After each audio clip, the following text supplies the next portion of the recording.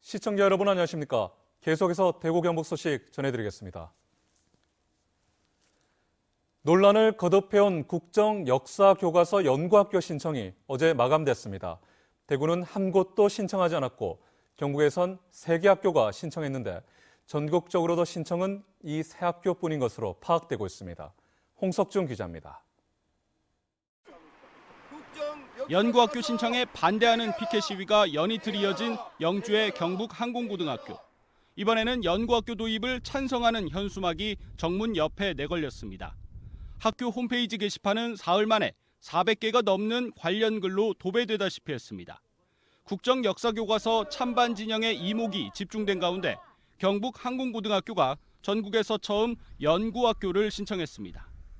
공군, 육군, 해군 부사관에 24명의 우리 졸업생들이 진출을 했고요.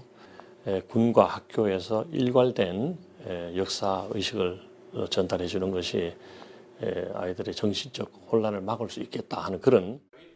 이 밖에 경산의 문명고와 구미 오상고가 연구학교 신청서를 경북교육연구원에 제출해 경북에서는 3개 학교가 국정역사교과서를 채택했습니다.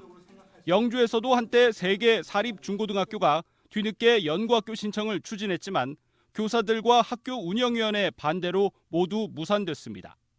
전국적으로 경북의 3개 학교를 제외하고는 단 한 곳도 신청 학교가 없는 것으로 전해졌습니다. 야당과 정교조는 연구학교 공모 과정에서 경북교육청이 신청 조건을 완화하는 방향으로 관련 지침을 위반한 만큼 연구학교 지정금지 가처분 신청을 포함한 법적 대응에 나서겠다고 밝혔습니다. MBC 뉴스 홍석준입니다.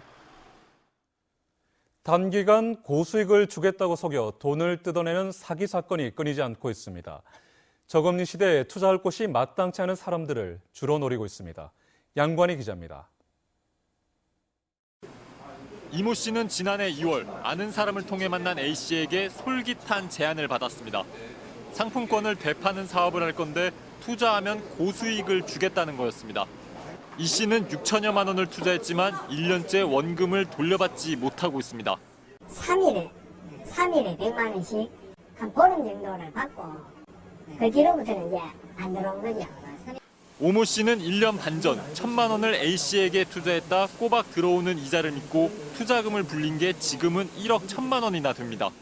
그래서 보험까지 해서 다 하고 그렇게 해서 들어가고 그다음 이제 주위에 또 친구 없나 친구한테 돈 좀 빌려오나.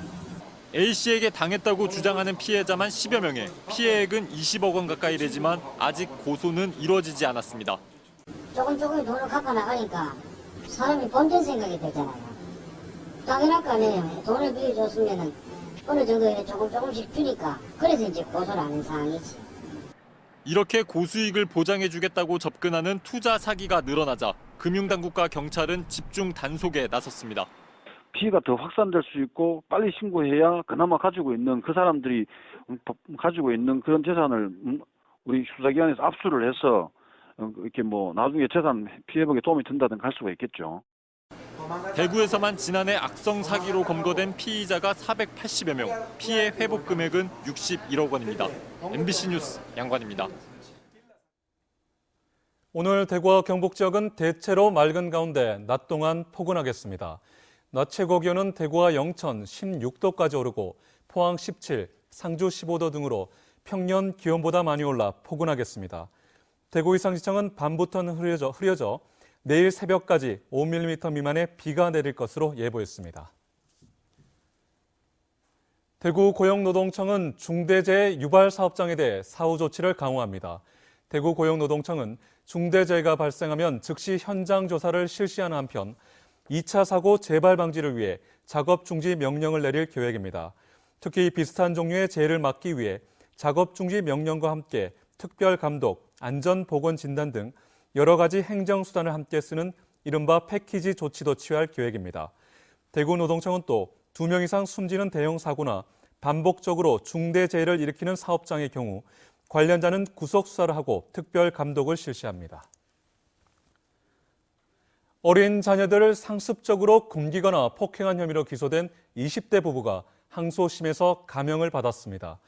대구지방법원 제5형사부 이윤직 부장판사는 아동복지법의 아동학대 혐의로 기소된 24살 A씨 부부의 항소심에서 징역 2년 6개월씩을 선고한 원심을 깨고 각각 징역 1년 6개월을 선고하고 120시간의 아동학대 치료 프로그램 이수 명령을 내렸습니다. 이들 부부는 2015년 7월부터 지난해 2월까지 2살에서 5살 사이의 자녀 4명에게 제때 식사를 주지 않고 상습적으로 폭행한 혐의로 기소됐습니다. 부동산 자산관리연구소에 따르면 최근 2주 동안 경북 지역 아파트 매매값은 평균 0.02% 하락한 것으로 나타났습니다. 봄이사철로 접어들면서 중소형을 중심으로 수요 증가세를 보이고 있지만 포항과 경산, 구미 등 주요 도시의 입주 물량이 늘면서 전반적으로는 하락세를 보였습니다. 같은 기간 아파트 전셋값은 변동률 없이 보합세를 보였는데 공급량 증가에 대한 부담으로 매매 시장에서 이탈한 수요가 전세 시장으로 유입된 것으로 분석됐습니다. 시청해주신 여러분 고맙습니다.